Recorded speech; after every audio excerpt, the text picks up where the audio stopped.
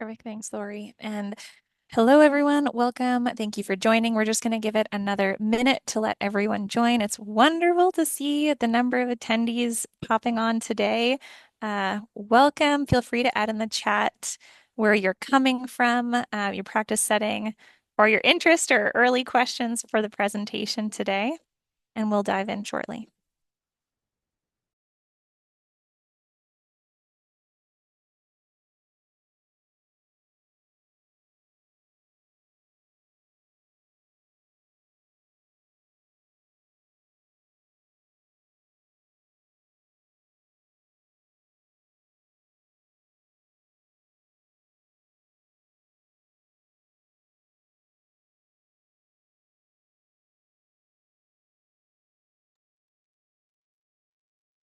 Okay, Katie, take it away. You know I don't like waiting too long. I know you don't. So let's dive in as more people continue to join. Welcome, everyone. For those that don't know me, I'm Katie Dunham. I'm the nursing educator for Medify and a nurse practitioner. This is our webinar series. Thank you so much for joining. There are a couple housekeeping items that we'll go over, but I see a lot of people have already discovered that there is a chat box. Feel free to introduce yourself, say hello, and pose your questions there, and I will keep track of them as the webinar continues. There will be a question and answer period at the end where you will have the opportunity to unmute yourself and add to the conversation in that way if you'd like to as well. Tonight's presentation is on opioid agonist treatments, or OAT, and the long-term effects of opioid therapy. I was saying a moment ago, I'm very excited for this webinar. I know we've been waiting for it for a very long time, so there's probably a lot of burning questions, so feel free to pose them tonight. I'm going to go forward with a land acknowledgement first. So we acknowledge that the lands on which we are hosting this meeting include the traditional territories of many nations. The work of Medify and our partners takes place on traditional territories of the Indigenous nations who have lived on these lands since time immemorial. Medify is located in Toronto, on the ancestral homelands of the Huron-Wendat, the Anishinaabe, the Mississauga of the Credit, the Haudenosaunee, and the Attawandarons. This is Dish with One Spoon Treaty Territory. Medify is committed to reconciliation. We recognize that the many injustices experienced by the Indigenous people of what we now call Canada continue to affect their health and well-being. We respect and embrace the rich culture and traditional practices of the ancestors. We invite our partners to reflect on the territories where they are situated and to join us in committing to gaining knowledge, forging a new culturally safe relationship, and contributing to reconciliation. Oh, well, we're going to go through housekeeping again, it looks like. So please share your comments and questions during the webinar by posting them in the chat box under everyone. If you do have options that say host and panel or everyone, please post to everyone and I will be sure to keep track of them. If you don't hear your question come up right away, don't worry, we will get to it in the question period afterwards. I will be keeping note. When we do get to the question and answer period, you will be able to raise your hand and unmute, like I had said, if that's something that you'd like to do. Please stick around to the end because the session evaluation does come up. Lori does post that in the chat box. And if you click on that link, it takes no time at all to fill out the evaluation, which really helps us to keep this program accredited, which is the next step. The program is accredited, so you would be eligible for those if you need those kind of credits. Thank you. So massive thank you, as always, to our webinar series committee members that you can see listed there. Anyone that has any feedback on the webinars, we're always happy to hear it. And again, those surveys are something that we do take seriously in terms of how people are liking the webinars and future topics for consideration. So thank you to the committee members that reviewed and for everyone that does fill out those surveys. This is just a look at the lineup of webinars that we have had, if anyone's curious for review of the topics. Also, promotion to ourselves. Good job, Medify. We do try to record as many of the sessions as possible, and you are able to find a lot of amazing education and information on the Medify website for free. If you go to webinars and scroll down, you can search them all by year and then by topic there. Thank you so much, Lori. So I'm very excited to introduce our speakers for this evening. Dr. Sivanathan is a staff anesthesiologist and pain physician at Sunnybrook Health Sciences Center. He also serves as a pain physician at the Toronto Academic Pain Medicine Institute, at Women's College Hospital, where he leads as the team prescription opioid clinic. He completed his medical school, residency, and fellowship at the University of Toronto, which we noted is on his slide. Additionally, he obtained his master's in clinical epidemiology and clinical investigator training at the University of Toronto. Currently, he teaches health services research at the Temertree, I might be getting that wrong, I'm so sorry, correct me later, Faculty of Medicine. And he is also in charge of the opioid curriculum for the pain medicine residency and the anesthesiology residency at the University of Toronto. So we're very grateful to have him. Dr. Kraut, I know you're not speaking until a little bit later, but I'd love to introduce you now as well. He is an endocrinologist in downtown Toronto with practices at both LMC Endocrinology, which is downtown Toronto site, and at the Mount Sinai Hospital. He practices general endocrinology, but has a specific focus on male hypogonadism and conditions affecting the male hormones and male reproductive endocrinology, which I know we are all very eager to hear about today for, spoiler alert, its impacts or its, potential benefits to a lot of our clients on long-term opioids. So I will hand the presentation over to you. Thank you so much. Thank you so much, Katie and Lori. That was a very warm introduction.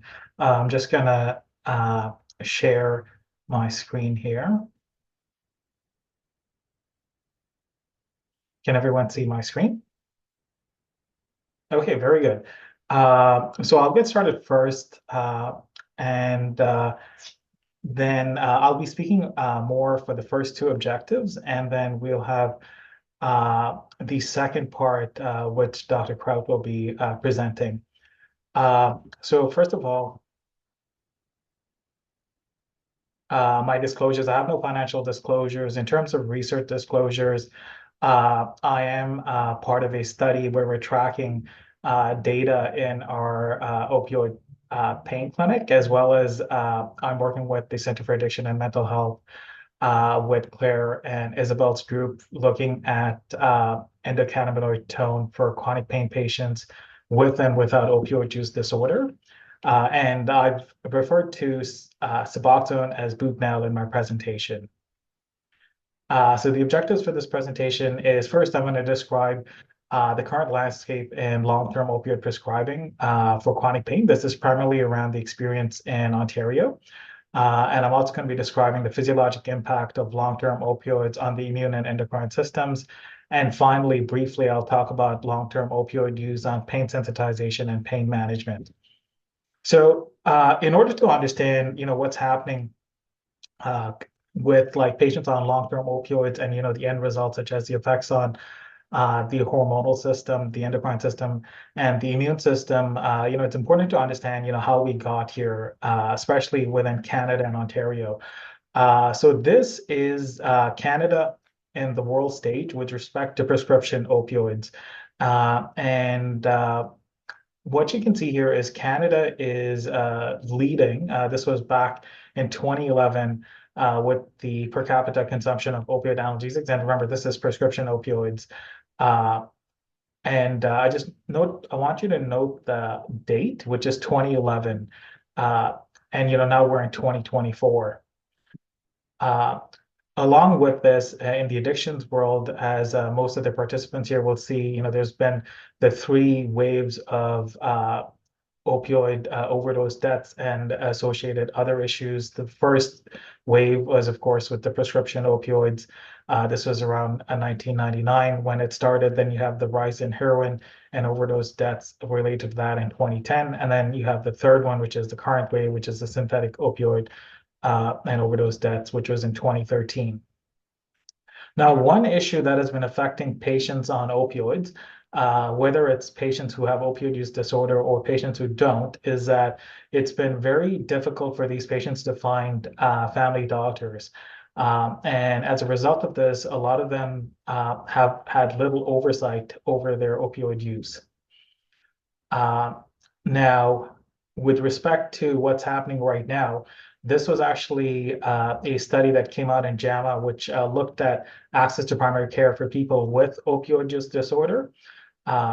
or people without. And what they did is they basically had a standardized patient who was either trying to find a family doctor based on they have opioid use disorder versus in another scenario, they were basically a diabetes patient on insulin, and they were 3 times less likely to find a family doctor. Uh, and this is out of 383 family doctors that they assessed within Ontario. It's getting worse. This is especially in Ontario. There's 2.5 million patients, or the population that does not have a family doctor. To give you numbers, Toronto has 2.93 million people in it. So this is a significant amount of people who now don't have family doctors within Ontario.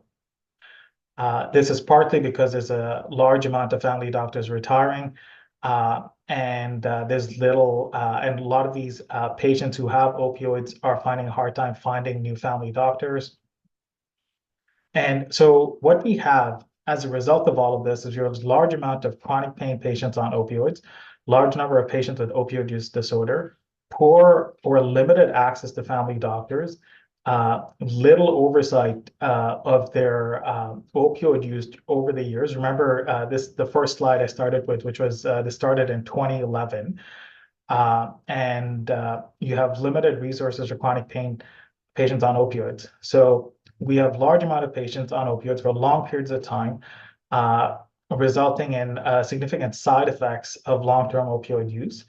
This is compounded by the fact that a lot of these patients are now aging. Remember the first table, this was 2011, that we had these large prescriptions, and they've sort of carried through, even though new prescriptions currently have dropped significantly within Canada. So long-term opioid use, they have effects on multiple systems. The one that I'm going to speak about mainly is endocrine, the immune system, opioid receptors, and opioid-induced hyperalgesia. But of course, they have like other effects such as on cognitive effects and sedation, and of course on sleep, disordered breathing, and respiratory effects. With respect to endocrine, I'm going to be speaking briefly about hypogonadism, menstrual cycle disruption, infertility, adrenal gland effects, and osteoporosis. Then I'll be talking about immune system, and finally the opioid receptors. We'll talk a little bit about opioid-induced hyperalgesia, as well as tolerance and withdrawals and how they build up. But we'll be talking about the big picture rather than the minutia of that. So first, with endocrine and reproductive hormones. So when it comes to opioids, they actually work with multiple systems. They work by inhibiting the hypothalamus as well as the pituitary. And then they also work with respect to breaking down already existing testosterone, whether it breaks down into DHT or estradiol. And so because of both central effects as well as peripheral effects, you have a reduction in testosterone levels. Depending on the study, you have 19 to 86% of patients who have androgen insufficiency. This is in chronic opioid users. It depends on how they're measuring it and what their definition is. But most studies agree that greater than 50% of chronic opioid users have androgen insufficiency. Risk factors for androgen insufficiency in opioid users is higher doses, so 100 milligrams or higher. Specific opioids are worse than others. Some of my subsequent slides will discuss this. Patients with diabetes, hypertension, and dyslipidemia, again, have higher risk of androgen insufficiency. Symptoms of androgen insufficiency, of course, is sexual dysfunction, mood impairment, fatigue, weight gain, osteoporosis, and osteopenia.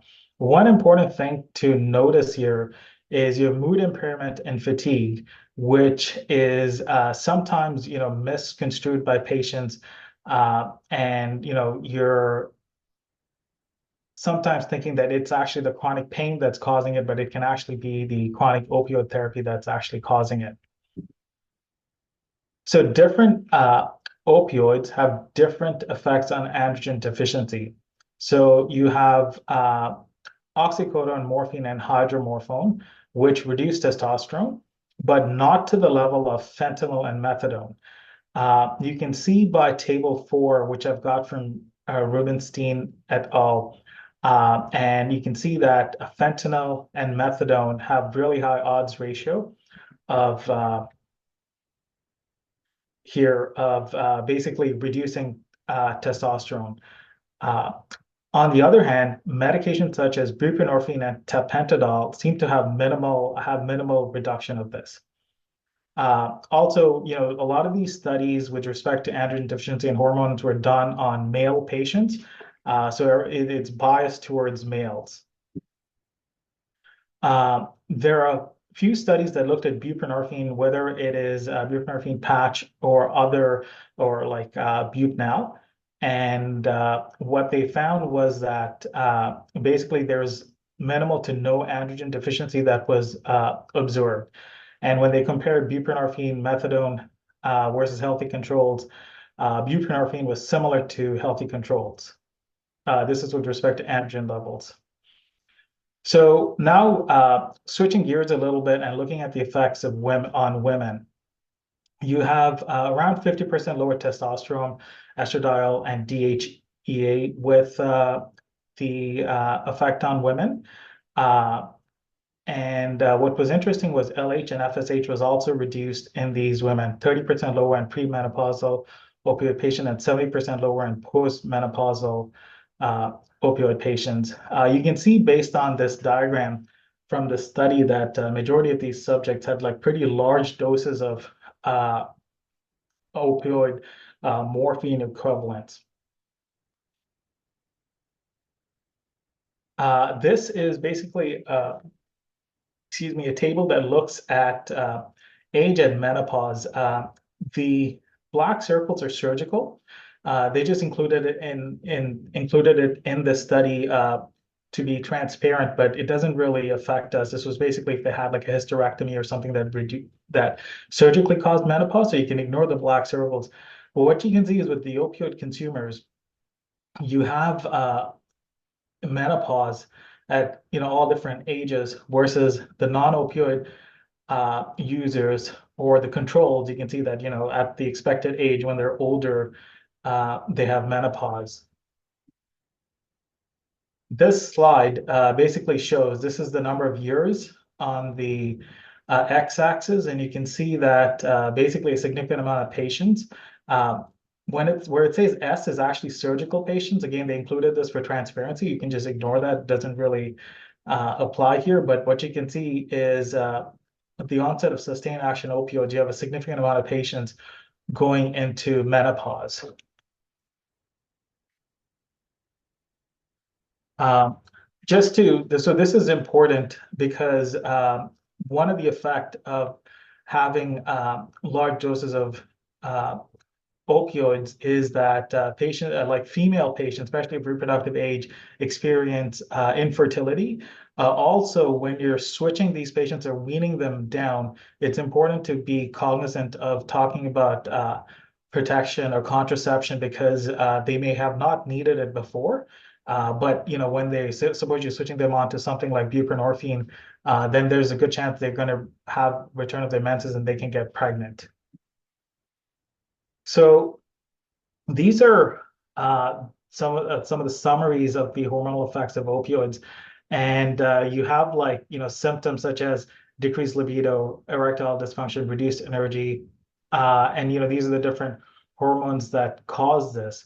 One of the important things, again, to remember is that, especially within the chronic pain population, is that a lot of this can be attributed to the chronic pain itself, but in some cases, it's actually the opioids that are causing this. And when you either convert them onto something like Suboxone or Bup-Nal, and or you wean them down, then you have a resolution of these effects. Finally, another aspect of endocrine is adrenal insufficiency, which is not spoken about or not a lot of people are aware of. But in our clinic, we actually have seen a few patients with opioid-induced adrenal insufficiency. So the extreme cases of these patients have had they're supplemented with steroids in order to function normally, and they've had a history of having severe issues because of shortage of hormones, like the adrenal, uh, because of adrenal insufficiency. And sometimes they actually presented to hospital with like hypertension, etc., before this was diagnosed. And one of the culprits was opioids, or large doses of opioids. So long-term and short-term exposure to opioids suppresses the hypothalamus pituitary axis. Uh, of course, the long-term effect is much bigger than the short-term effect, and all the opioid receptors are involved in this. And one of the ways in which the adrenal insufficiency presents is muscle aches and pains, nausea, dizziness, weight loss, fatigue, and lethargy. And I've put an exclamation mark next to muscle aches and pains because when you have a patient who has chronic pain and they're presenting with worsening muscle aches and pains, one of the things that we tend to do is increase the dose of opioids. But of course, in this case, they can be the culprit. This is a diagram that's similar to what I showed before for the hypogonadism, but this also shows the other hormones such as ACTH and CRH, which again are also reduced. Both it's reduced at centrally and at the peripheral levels.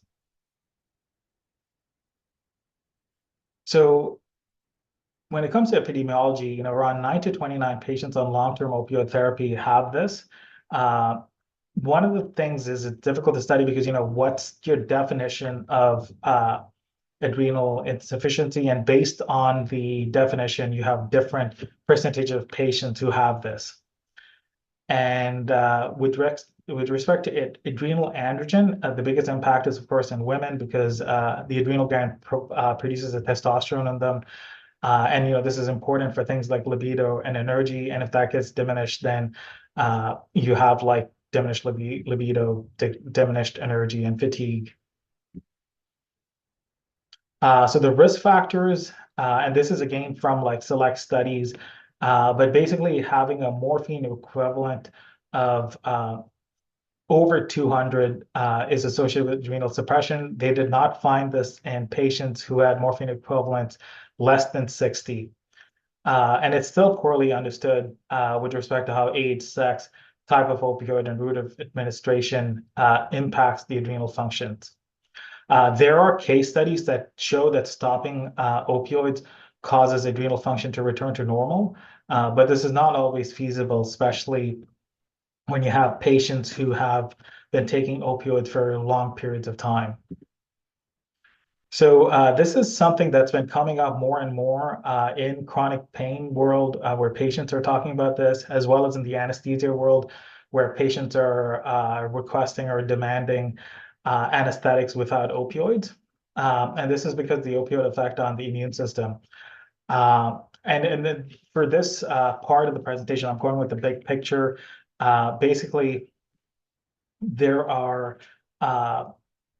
these main targets that morphine interferes with, which is the macrophage, neutrophils, natural killer cells, T cells, and B cells, and morphine inhibits all of them. Both. So this is your adaptive immunity as well as your innate immunity. And what this results in is impaired pathogen clearance. There's a lot of studies looking at this now. And I put this as a very busy slide, but basically I put this here, and what I want you to take away is that you have an increase in the anti-inflammatory cytokines and decrease in the pro-inflammatory cytokines, and it affects like multiple different factors and molecular markers. And one of the things is this slide sort of summarizes what some of the effects of opioids are. For HIV and other viruses, it enhances virus replication, promotes viral infection, impairs antivirus mechanism, impairs clearance mechanism, impairs defense barriers, and it dysregulates cytokine production, and also impairs clearing mechanisms for fungus, and impairs the immune system's ability to fight parasites. Uh, the other thing is with cancer and morphine, again, because of the effect on immune system, one thing, morphine receptors are found in all of these tumor cells. And it is a very complex interaction with some studies suggesting that it promotes, some studies suggesting that it inhibits tumor growth. Again, I'm putting it here because your patients may reach out to you and ask you about this. We get a lot of questions again in anesthesia and pain. There is overall, it seems that there is a strong interaction, but and it seems like it does promote tumor in many cases, but there is some data that suggests that it may be inhibiting tumors as well. The other thing is basically what I want you to take away from this slide is that the cancer, the way it interacts, can actually end up with hyperalgesia from morphine by winding up the NMDA receptors. I'll be talking a little bit more about the NMDA receptors in a subsequent slide. So in summary, you have immunosuppression, which the opioids cause, both the cellular and humoral immune systems.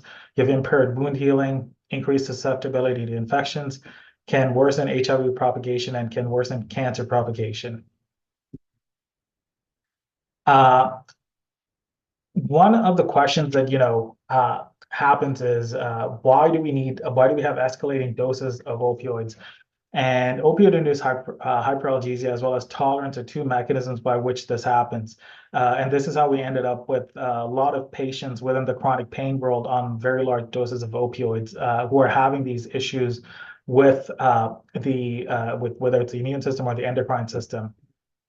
And so I'm talking about this very briefly, but essentially, acute versus chronic opioid exposure, you have analgesia effects from the G protein coupled receptors over here, which is what opioid receptors are. And then you have, as time goes by, you have tolerance developing with the number of receptors on the cell's outer surface being taken in. So you have less effect with the opioids. And over time, what happens is instead of just these receptors coming in, they get destroyed. And you have other downstream effects that end up with the patient experiencing hyperalgesia with opioids. And what hyperalgesia means is that when the patient who is on large doses of opioids chronically experiences some sort of insult where a regular person not on opioids may have minor pain, the patient experiences much worse pain. And also over time, opioids themselves may cause the pain to be slightly worsened. This is another slide that tries to conceptualize what happens with repeated opioid exposure. So initially, you have homeostasis and a system that is in equilibrium. You have pro-nociceptive systems and anti-nociceptive systems. But as you get opioid exposure, the pro-nociceptive systems becomes larger and larger, while the anti-nociceptive system stays the same. And then when you stop opioids, you basically have a pro-nociceptive system, so you have more effects of hyperalgesia.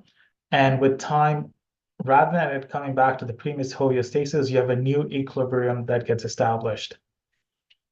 This is still something that we're still learning and trying to find out what receptors are involved. So these are some of the proposed mechanisms. I've highlighted the important things. What I want you to take away from this slide is this central sensitization, this peripheral sensitization, and the microglia and astrocytes are two glial cells that are thought to play a major component in this. And glutamate receptors and NMDA receptors play a major role in this as well. And in fact, when we have chronic pain patients or patients with opioid use disorder who get admitted with traumas or other injuries to our services at Sunnybrook, we actually use ketamine and NMDA antagonists to help a lot with the pain management of these patients. And it works really well because it stops this mechanism here. So treatment, one of the questions, do you wean patients off all their opioids? And the answer, of course, is no. This, I think, was well recognized within the addiction world a long time ago. We're sort of learning this now in the chronic pain world. This is basically an article that was published in the New England Journal of Medicine, which showed that 28 pain clinics closed with 20,000 patients who were forced to taper. And a lot of these patients had significant ill effects from the forced tapers. And what this slide basically shows, especially if you look at C, is that basically for patients who were continuing to use opioids versus patients who were forced to taper, they had much higher risk of mental health issues, much higher risk of overdose events. And the longer patients were on opioid therapy, uh, before the discontinuation, the higher the risks of harms associated with it. One thing is, within the chronic pain world, with respect to opioids, tapers are getting really, really faster. And, this study basically looked at tapering from 2008 to 2017. And this is actually American data, but there's a similar trend within Canada where we're tapering patients more and more faster because of the concerns regarding long-term chronic opioids. But this is not necessarily the correct thing to do. And this study again highlights that patients with aggressive tapering have higher risk of overdose or mental health crises.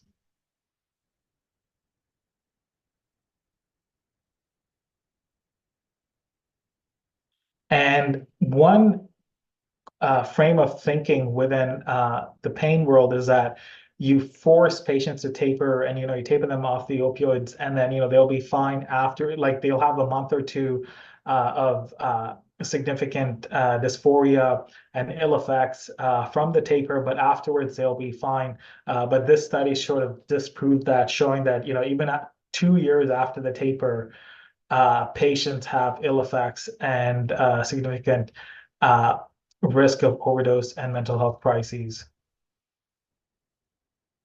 There is also higher risk of subsequent healthcare use, poor adherence to anti-diabetic and antihypertensive medication use.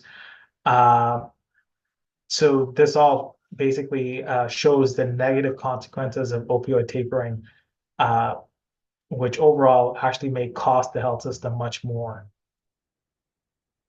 One interesting aspect that's come up is using buprenorphine or Bup-Nal in patients receiving long-term opioids, and this has been a pretty positive experience. And as I showed based on my previous slides, buprenorphine seems to have minimal effect on like hormones and the endocrine system. And many patients that we switched on to buprenorphine who are on long-term opioids, who had everything from fatigue to androgen reduction to lack of periods or infertility, a lot of them have recovered significantly since we started them on buprenorphine.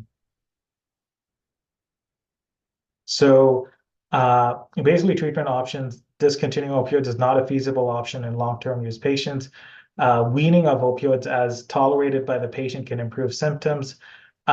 We've had significant success with conversion to buprenorphine. Of course, you have like symptomatic treatments such as phosphodiesterase type 5 inhibitors for erectile dysfunction. And I will at this point turn it over to Dr. Kraut for the next part of the talk, which is referral to endocrine for evaluation and treatment. Thanks very much, Dr. Sivanathan, for all that the background information before we talk about testosterone specifically. I'm Dr. Kraut again. I'm an endocrinologist, Eyal Kraut. I work in downtown Toronto. I'll just have you, I think you have to end your screen share, right?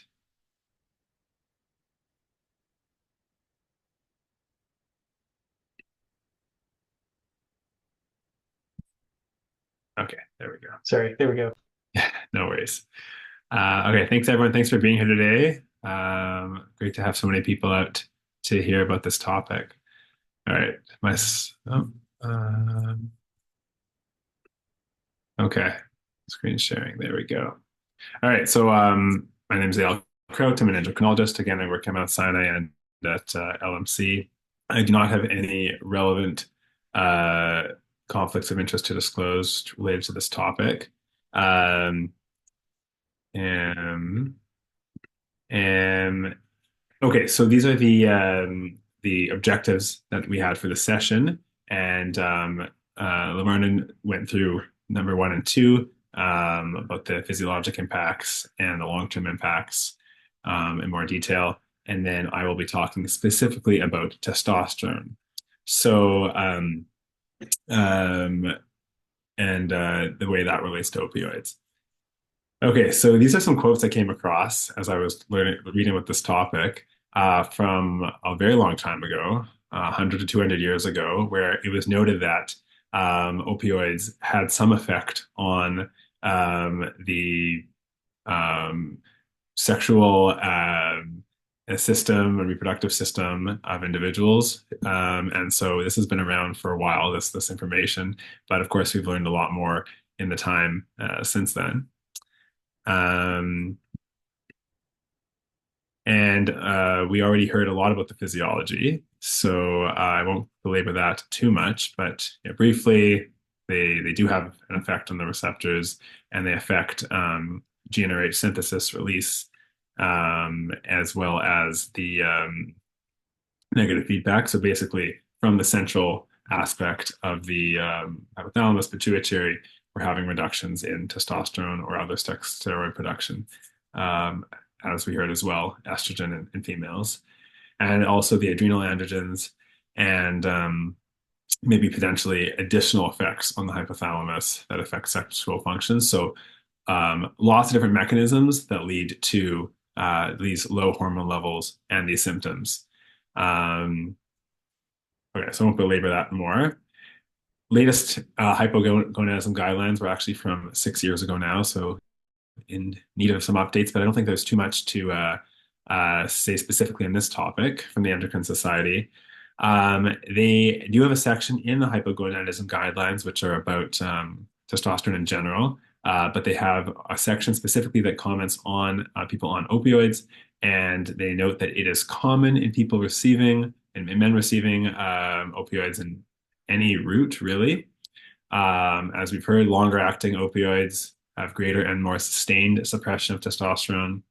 And people on methadone, as we also heard, were at very high risk of developing opioid-induced hypogonadism, while it's less with buprenorphine. So that's been well established and is part of the guidelines. And of course, a variety of symptoms, which we heard about and which I'll run through. And there is some official evidence that testosterone therapy will improve a variety of factors, including actually pain sensitivity, but most relevantly, sexual desire, body composition, quality of life. And so the Endocrine Society hypogonadism guidelines actually do suggest, they can't offer a recommendation, but suggest testosterone therapy in men with opioid-induced hypogonadism who are experiencing sexual symptoms. And of course, if it's possible to come off the opioid, then great, they can come off the opioid, and that's the initial cause for this problem. But if that's unlikely, which is the case for many people, then replacing testosterone is certainly a good idea, and that's not really controversial anymore. I think that's an understood aspect of treatment. Okay, so what is male hypogonadism? This is more broadly. It's people or an adult male, I guess, specifically adult male, with symptoms and signs of testosterone deficiency and also an unequivocally and consistently low serum testosterone concentration. So you have to have both. If you just have one, then you don't have true hypogonadism because the symptoms are non-specific and there's a lot of things that affect the blood test. Um, so what are the symptoms? Dr. Sivanathan did go through a couple earlier, but I'll just run through again here. Very specific symptoms. So this is in general, not necessarily the adult patient on opioids, but if someone has delayed puberty or sexual development, depending on the age when the hypogonadism started, that would be present. Loss of facial, axillary, body, pubic hair, testicular atrophy. That's very specific. If you have those issues, you probably do have low testosterone. Um, and hell yeah, this is a measurement tool for testicle size. So I'm not sure if you guys have come across this, but essentially the red size, more than 15 cc's, is considered a normal adult testicle size. Smaller than that is a child, and then someone going through puberty. So that's the measurement there. Okay, suggestive of hypogonadism, so reduced libido, decreased spontaneous erections. So that differentiates it from active. So if it's happening without someone attempting an erection, then that's suggestive that they do have enough testosterone, and it's not just situational. Talking about morning erections or other spontaneous erections. Gynecomastia from the imbalance of testosterone. Of course, low sperm count leading to infertility, and then low bone density because testosterone is necessary for strengthening the bones, as is estrogen. They both are. And so all of those, if present, would definitely suggest hypogonadism. And then other symptoms that are quite non-specific. So people with low testosterone do get decreased energy, motivation, mood, concentration, memory, muscles, and less lower hemoglobin levels. But of course, those can be due to many other things. And someone who's on opioids for long-term treatment may have other reasons for those issues too. So it's quite non-specific.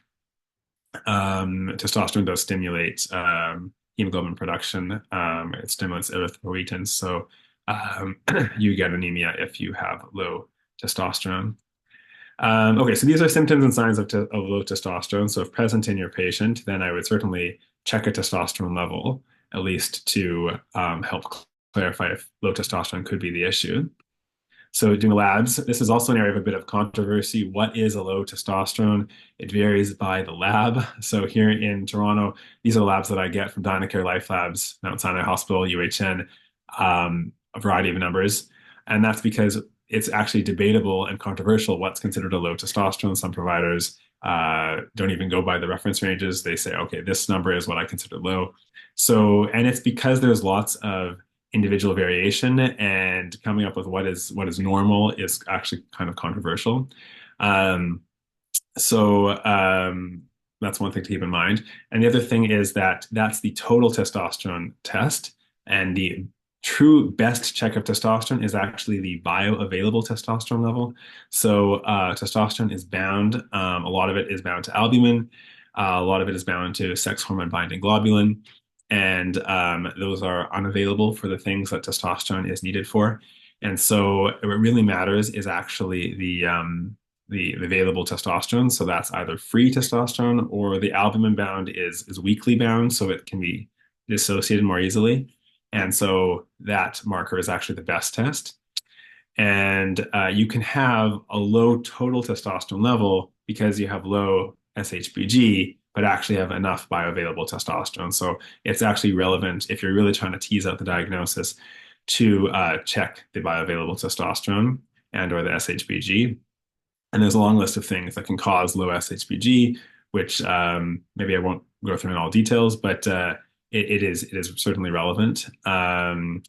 Obesity is one example of something that causes low SHBG. So bioavailable testosterone is what I would recommend checking.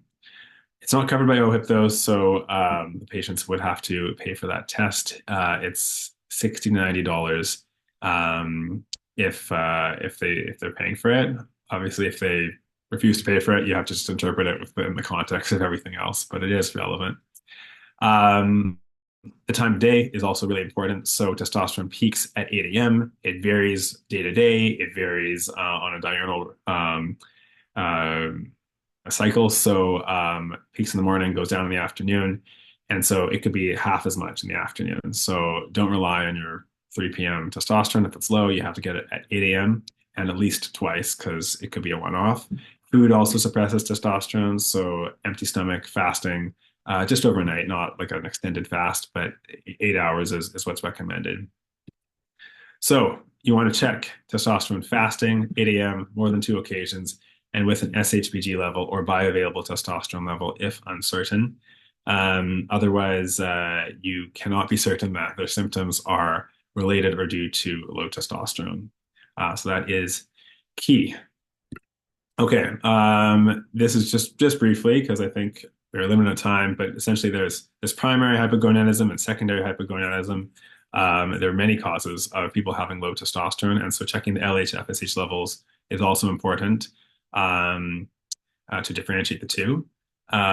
So primary is when the testicles are impacted. That's present in something like Klinefelter syndrome, or if there's some sort of testicular issue, cryptorchidism, or chitis that's caused damage, testicular damage from trauma, torsion, radiation, even advanced age, end-stage renal disease. All these things can cause primary hypogonadism. If that's the case, it's not because of the opioids. They have another problem, and you want to probably have them see an endocrinologist and or urologist for that. Secondary hypogonadism, the issue is central from the head, causing a lack of hormones to stimulate the testicles. This could be due to any sort of pituitary issue, like a pituitary tumor, or some sort of destruction of the pituitary, or high prolactin. Prolactin then suppresses testosterone.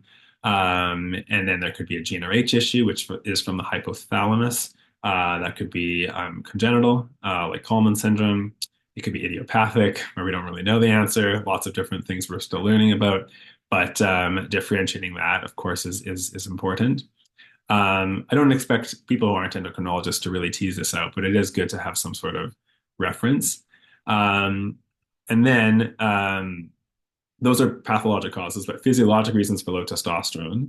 So there's like not hypogonadism, as in it's from late in the day, it's non-fasting, it's SHBG issue. Like that's not even testosterone or true hypogonadism, or it's a functional hypogonadism. So this is a condition that is real. They truly do have low testosterone, but it's potentially reversible. It's not like an innate condition that is there like a pathologic condition. So obesity, if they are able to lose weight, the testosterone may come up. If they're underweight and they don't have enough GnRH secretion as a result of that, then gaining weight will also help, just like in hypothalamic amenorrhea. So you have to be the right weight. You can't be too overweight, can't be underweight. You need the right weight for testosterone to be optimal and estrogen to be optimal in females for that matter. If someone's really ill, they're in the hospital, that suppresses testosterone. Medication, so this is the key one. Opioids, of course, is our topic here. Opioids will suppress testosterone, as will steroids, as will alcohol. Marijuana, a little bit more controversial, but I still put it on there.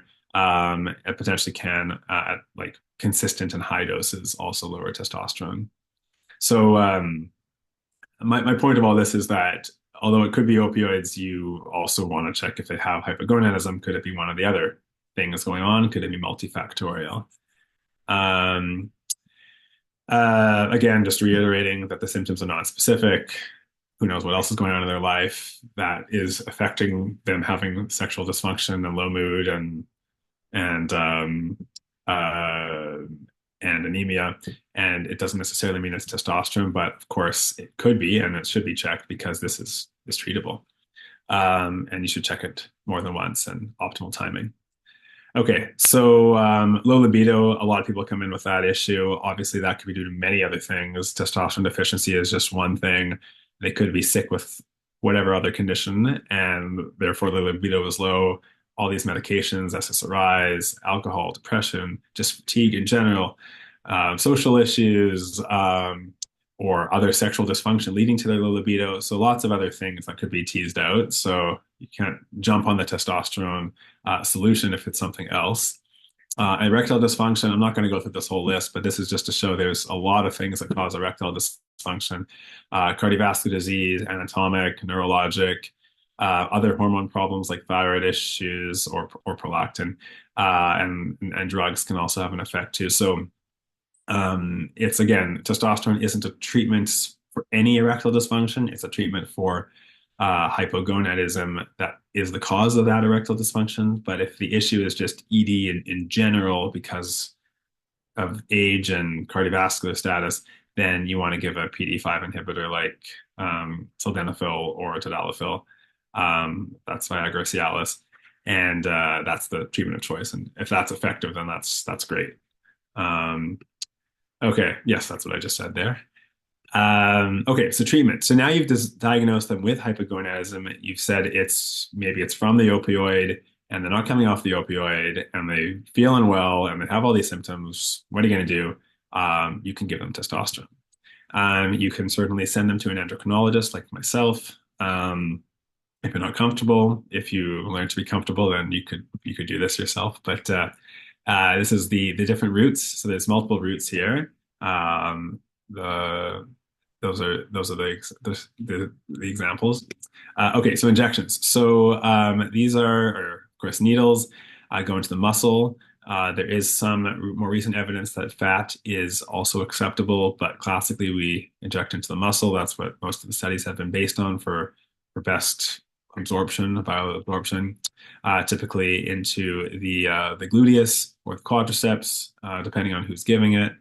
It's a real needle, not like a little insulin needle. This is like an actual larger needle, so it's not that comfortable. And the patient has to be willing to have this done pretty frequently, either every week or every 2 weeks. These are the doses that are typically prescribed.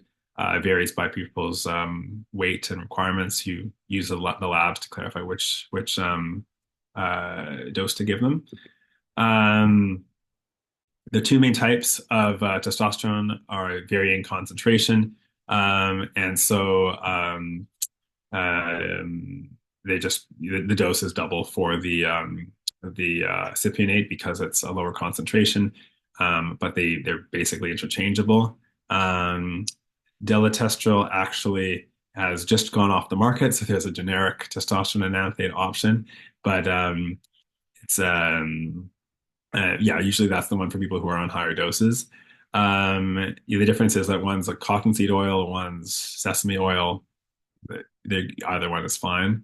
But yeah, because it is an oil, it's a little thicker and certainly is not like a painless little prick. It's definitely an injection. These are the costs here. So depends on how much you're getting to be how much it will cost the person. But it's not that expensive. The injections are definitely the least expensive option. So yes, that's injections. Most common. Most people prefer that actually, if they really want to get a lot of testosterone into them. But a lot of people do like the gel because it's not an injection. It's a kind of like a hand sanitizer like substance that you rub on your shoulders or abdomen. There are varying gels, doses from 2.5 and 5 gram packets, or you can take 2 packets to get up to 10. The dosing is different than injections. There's a sachet that you open this packet and get all the gel out and rub it on your skin. And there's a meter dose pump where you pump 1, 2, 3, 4, etc. pumps, like again, a hand sanitizer pump. And you get a certain dose.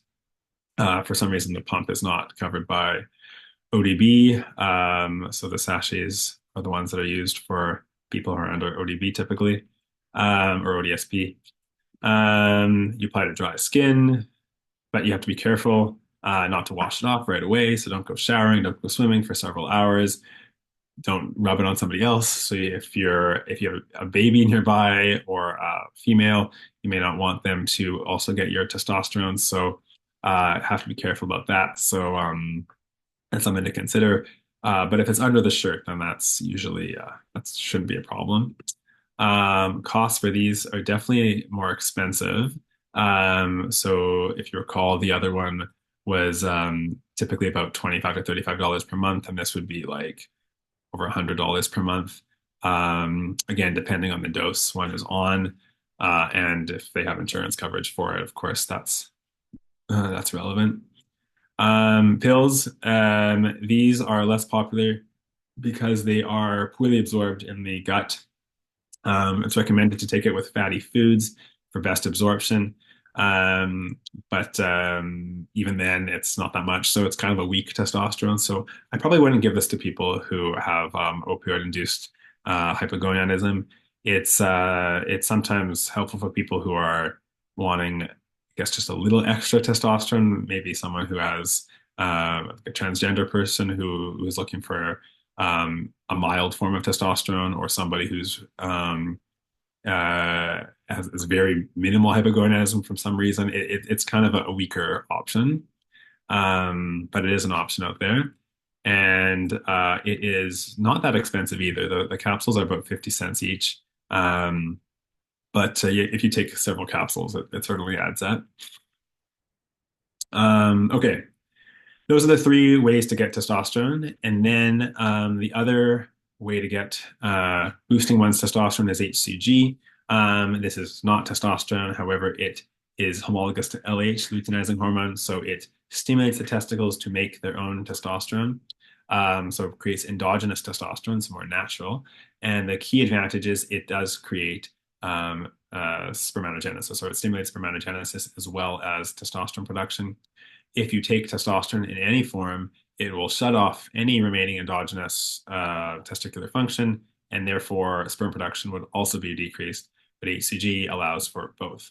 So this is helpful in people who have secondary hypogonadism and want fertility. It's not usually like a lifelong or long-term thing, but it's good for the short-term fertility options. And it would be useful theoretically in someone on opioids. However, you'd have to factor in lots of other things as well, but it would help with the testosterone and sperm production in that case, because opioid-induced hypogonadism is secondary. Okay, so adverse effects. So these should really only happen like if you're taking too much, then you get more. If you're taking the right dose just to replace what you're missing, it should be mostly positive things. But certainly these things can happen if you take testosterone, or certainly if you take too much. Skin changes, acne, oily skin, as if someone who's going through puberty. Androgenic alopecia, so like the name suggests, this is hair loss stimulated by testosterone. So male pattern hair loss. If you're genetically predisposed and you take more testosterone, that can worsen the hair loss.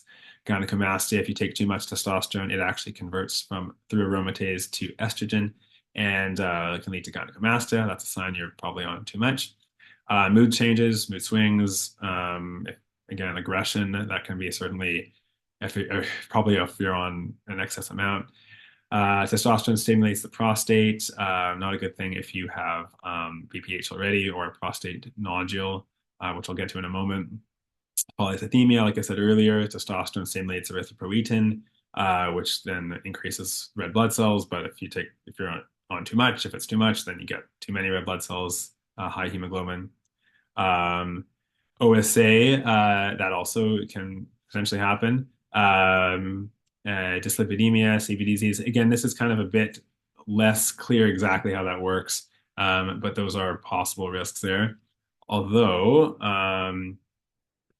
there was this trial that came out in NEJM last year showing that there was cardiovascular safety with testosterone replacement therapy. So people who were on a physiologic dose, like it wasn't excessive, it was quite physiologic with the gel actually. They had no cardiovascular risk after I think wasn't very long ago. It was like less than 2 years, but yeah,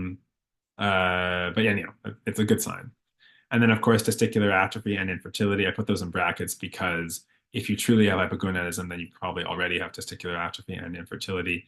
But if you maybe didn't really beforehand, then giving testosterone will shut off anything that's left of your endogenous production.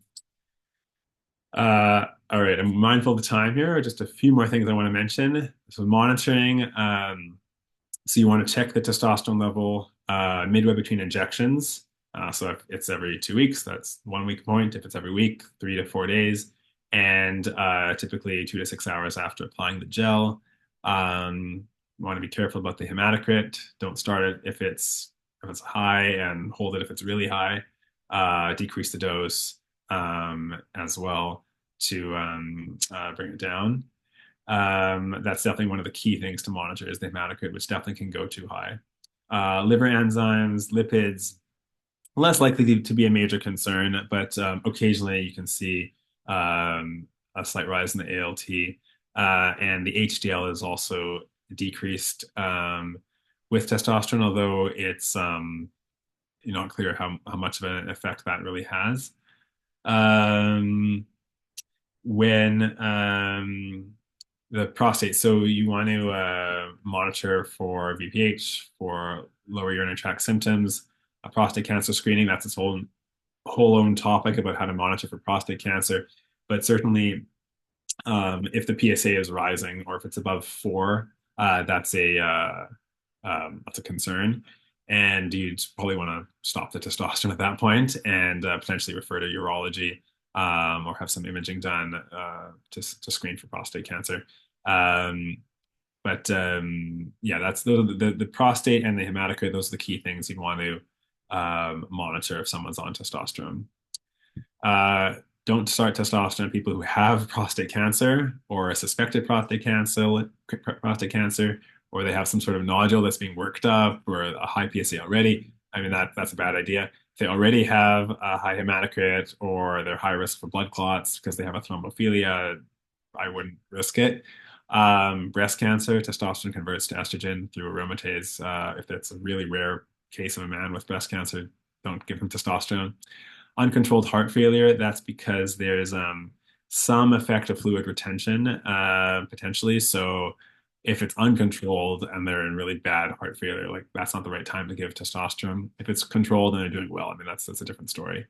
Also consider in people who have lower urinary tract symptoms, severe OSA, recent cardiovascular event, all these things, it's probably you want to control those issues before you start the testosterone.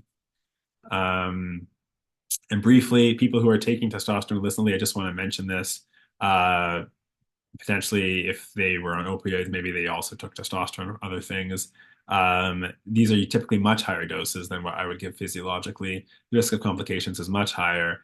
The dependency is much increased. The recovery time lengthens. So it's a bit of a different story. Like that's certainly not healthy for anyone. And so people who are taking 5, 6, 8 times the recommended physiologic dose, I mean, that does not have benefit. That is high risk for cardiovascular disease as well as all the other things that I had kind of listed earlier. Often people cycle off and on, just as an FYI. And it's not regulated. You don't know what you're going to get in your vial. Okay, so brief summary here. You want to make sure the person actually has low testosterone by the right timing and fasting, and it's not an SHBG issue and it's not some other reversible issue. So is it truly low testosterone? LH-FSH, if it's from opioids, you expect the LH-FSH to be suppressed. Is there any other possible etiology you could think of? Any contraindications to taking testosterone, mainly hematocrit, prostate, sleep apnea? What route would you go? And it is okay, like it should be safe if they're monitored and they're given physiologic doses, and hopefully they should feel a lot better if their testosterone level is brought up. And yes, monitor, of course, their labs. So I'll just show that again. Thank you very much, everybody. And we now have some time to open up for discussion. So, Yeah, we do. Thank you so much. That was fantastic for both of you. We have quite a few questions that have come in. I have a number of questions on my own. So, just a reminder to all of the participants that are here, you can put your questions in the chat. I will try to get to them. If not, yell at me. You can also raise your hand and unmute yourself if you wanted to ask your question yourself. But maybe I will keep you where you are, if that's okay. I didn't mind your screen share because it did have that summary slide, which I was so hoping you would have. That was very helpful. Thank you. But to start off, there were quite a few questions around the testing.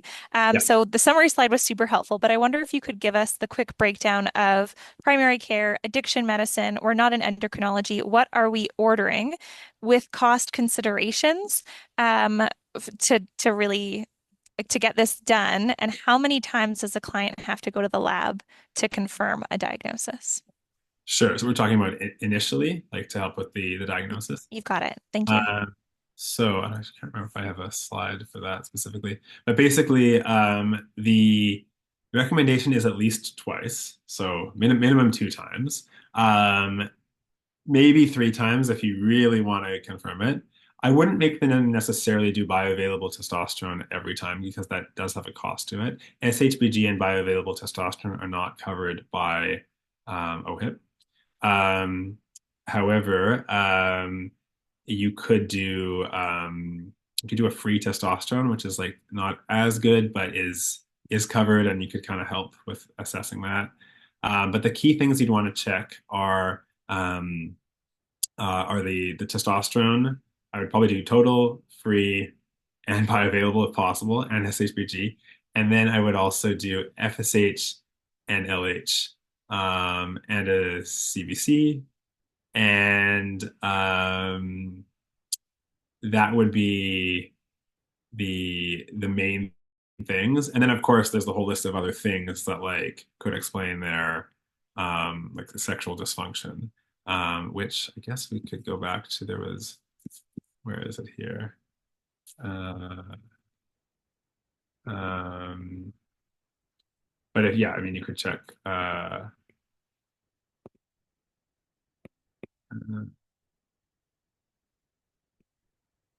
like for uh, like thyroid issues, prolactin. I mean, there's a whole bunch of other stuff, but the key things are really just checking testosterone, um, free slash bioavailable, LH, FSH. Like those are the main things. Okay, that's perfect. Thank you. And maybe I'll add, Marilyn, thank you for the question in the chat now, since that's relevant to testing. Just a question on age and testosterone for people that have opioid use disorder or are on long-term opioids and kind of differentiations of testing and treatment for them. Good question. So there is a big discussion about age-related testosterone decline and the benefit of giving testosterone to people whose age goes down as they get older. We know that testosterone does decrease. Apparently, starting at age 30, it starts to decline. So certainly most people by the time they're in their 70s, 80s have a low level. Then the question is it actually low? Is that just what is normal for the age? Does it mean they have some sort of other pathologic issues? If you gave more testosterone, would they be better? It's a bit controversial, but there has been some evidence showing that giving testosterone, if someone has sexual symptoms and their testosterone level is beneath the reference range, that giving it does help, but not necessarily for general vitality. Now, as far as someone on opioids, I mean, I don't think then it makes too much of a difference. If you have someone on chronic opioids and you're 40 versus 65, like, and the testosterone is suppressed, I mean, they may have had a lower testosterone to begin with when they're 65, so maybe they're even more symptomatic. I It's okay to give. And I also wouldn't avoid testosterone because they're older. I have patients who are on testosterone into their 80s. Like it's not wrong. It's as long as you monitor the level and you give them the right dose and you monitor for side effects. It's Yeah, don't want to be ageist and ignore the testosterone just because they're older. Thanks, that was helpful. Maybe moving over to the group of questions that are more for treatment. For one question about really the population that are on opioid agonist treatments, really thinking of methadone, of course, but all of them. What form of testosterone would you advise? And if you could add in the cost considerations that are common factors for a lot of our clients. Sure. So I did have the costs on those slides. I maybe I should show them again. I guess I'll pull them up again. It's really patient preference. I would say it's between the injections and the gel, and because the oral I really don't think is very effective, and the main decision is Does the patient hate needles and doesn't want a needle? Then the gel is preferred. Does the patient not want to risk having the gel? Like convenience wise, the injection is probably easier. It's only once a week, once every 2 weeks. The gel is every day. You have to be careful about washing it and touching other people and like how that works.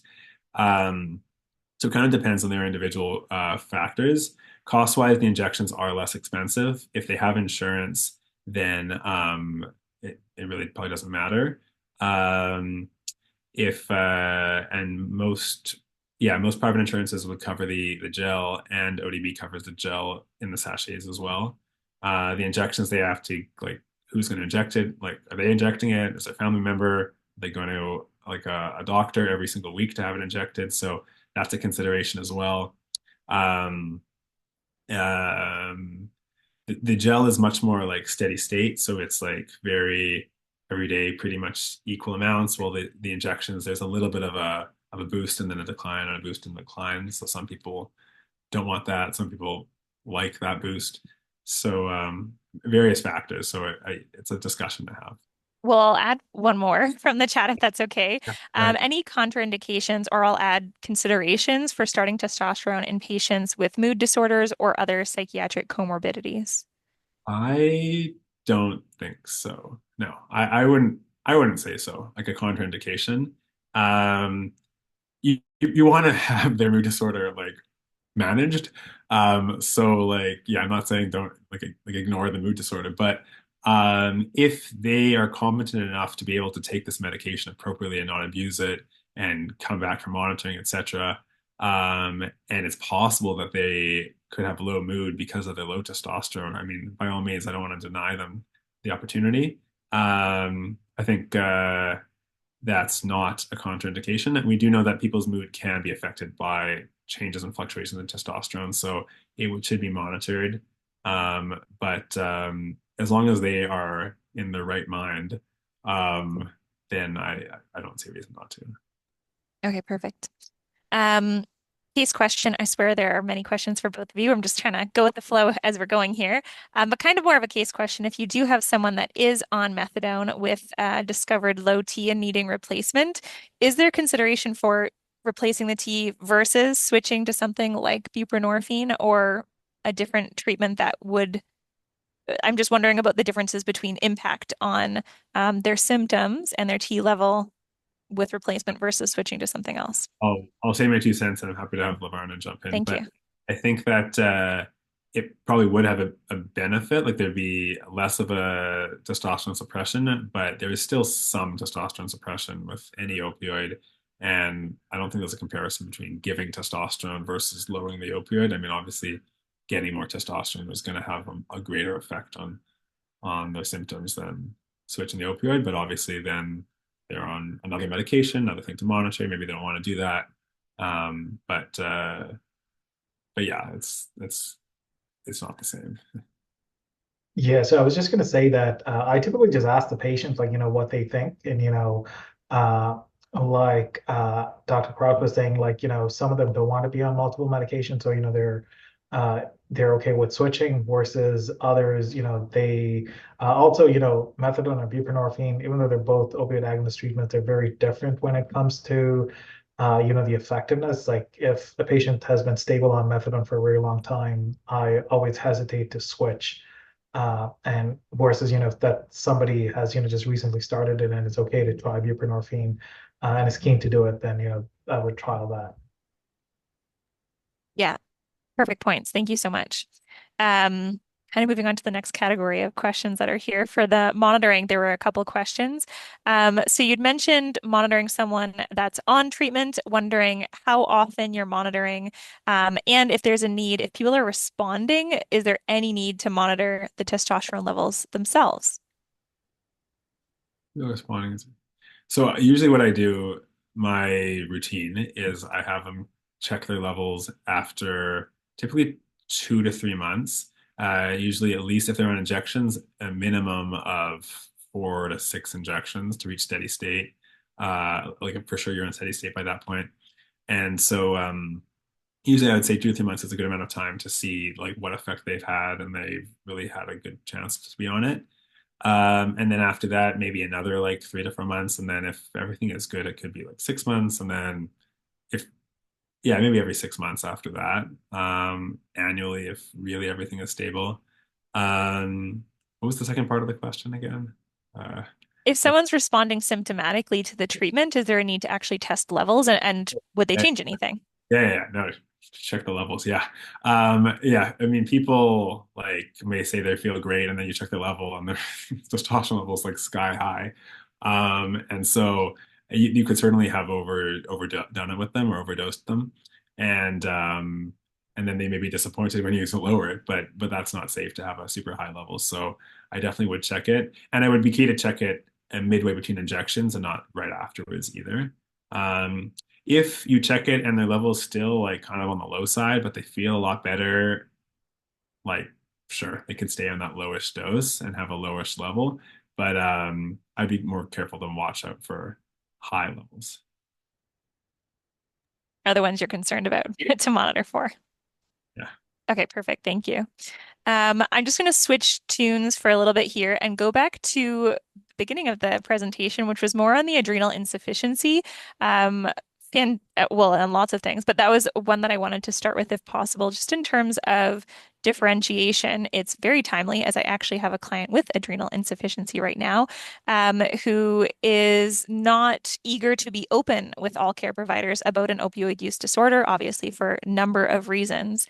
So really wondering about recommendations or thoughts in terms of differentiation of different causes of adrenal insufficiency. And is it common to order the sorts of tests that maybe in addiction medicine we would consider? We always order a panel for drug testing, but is that practice elsewhere? For both of you, whoever wants to dive in, please. For me, I mean, I guess that's kind of a challenging situation if the person's not doesn't want to be open about the opioid use. Uh, it could be that we don't know what the cause of their symptoms are. Maybe it's adrenal related, maybe it's not. Um, it's actually a pretty tough diagnosis to make, like opioid induced adrenal insufficiency, because we know that opioids do suppress cortisol. And does that truly mean the person is having symptoms because of adrenal insufficiency, or is it just the lab test is coming back low? So you'd want to do an ACTH stimulation test to see if the body responds to ACTH and makes the cortisol rise, which would have to be arranged through an endocrinologist. Although there also can be falsely normal results too, depending on how long they've been on opioids, if the adrenal glands are still not like atrophied. Um, so it's a bit of a tough diagnosis to make. Don't I don't think I can give an easy answer. Just you know, just in general. But you would want to certainly check their ACTH and cortisol levels at 8 a.m. to start off with. And yeah.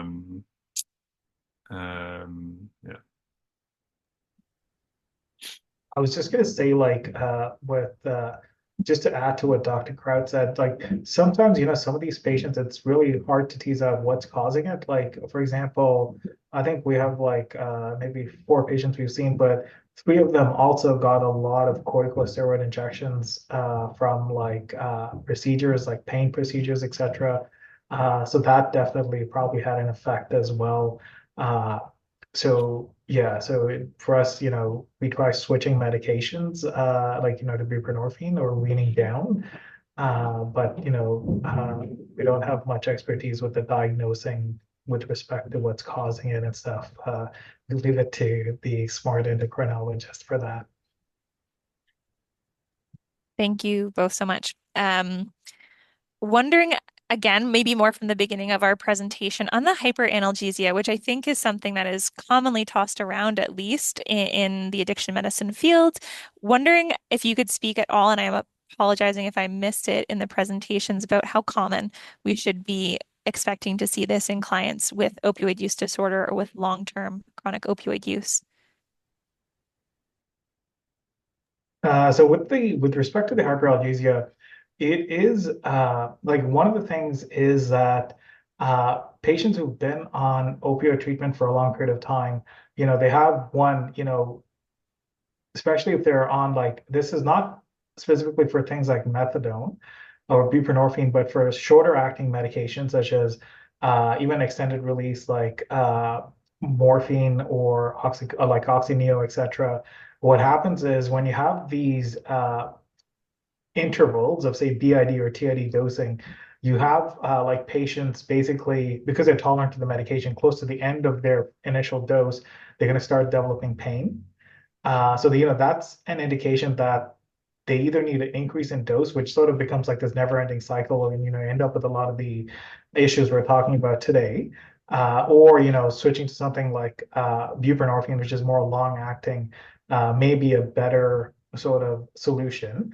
Then the other way in which there's two ways of looking at it. One is for opioid-induced hyperalgesia, it's thought that, there's a U-shaped curve. Basically, after a certain dose of opioid, counterintuitively, it becomes less effective in reducing pain. So, reducing the opioids and the patient doesn't feel any additional pain, right? And they're able to wean down. And there are other sort of pain issues that they get, if they get an injury or something, the pain is expected to be at a similar level to a person who's not on opioids. Would be an indication that they have opioid-induced hyperalgesia. So reducing the dose helps them more.